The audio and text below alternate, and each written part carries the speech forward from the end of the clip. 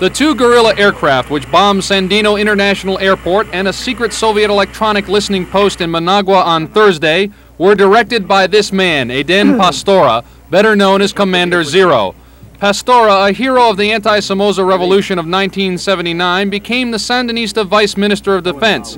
However, he quit the government because he said it became a totalitarian state run by the Soviets and Cubans. He began a guerrilla war in April in an effort to overthrow the Sandinista regime. In an exclusive interview with this reporter in the jungles of southern Nicaragua, Pastora detailed the air raid against the Sandinistas. Comandante Cero, could you give me details of the raid against the airport at Managua? Bueno, en primera instancia, In the first instance, the objective is a military one.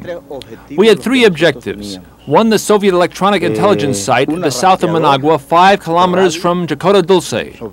It was achieved without any problem. We bombarded it. The other objective was the military airport from which the Soviet airplanes that bombard and follow the Indians come. They were bombarded with 2 civilian airplanes armed by our pilots with rudimentary techniques. The airplane that attacked Managua, because of the inexperience of our pilots who are not militarily trained, flew too low, and when we had already passed our objective, which was a Sandinista Air Force, crashed against the building of the Civil Air Force, and the 2 pilots died heroically, finishing our mission and honoring our cry of war, which is not demagoguery, of free country or death. In addition, CNN has been told that the funds for the aircraft came from Dr. Francisco Fiaos, former Sandinista ambassador to Washington. When Fiaos defected to Pastora's group, he took with him about $600,000 from the embassy safe and gave it to Pastora.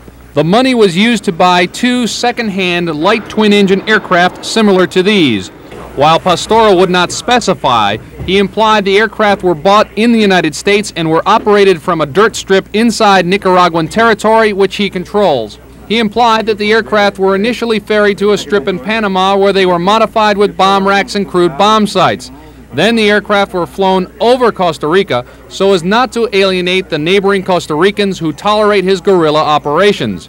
Pastora claims that Thursday's air raid was not a one-time operation and that more air and ground attacks will follow. This is the beginning of many in the whole south of Nicaragua and in profundity behind enemy lines. We have structured this small rebellious force. We are beginning war. It's just beginning. We are fighting against half the world. There is a lot to be seen. An in-depth view of Pastora's forces, equipment, and territory in my next report. From the jungles of southern Nicaragua, this is Chuck de Caro, CNN, on special assignment.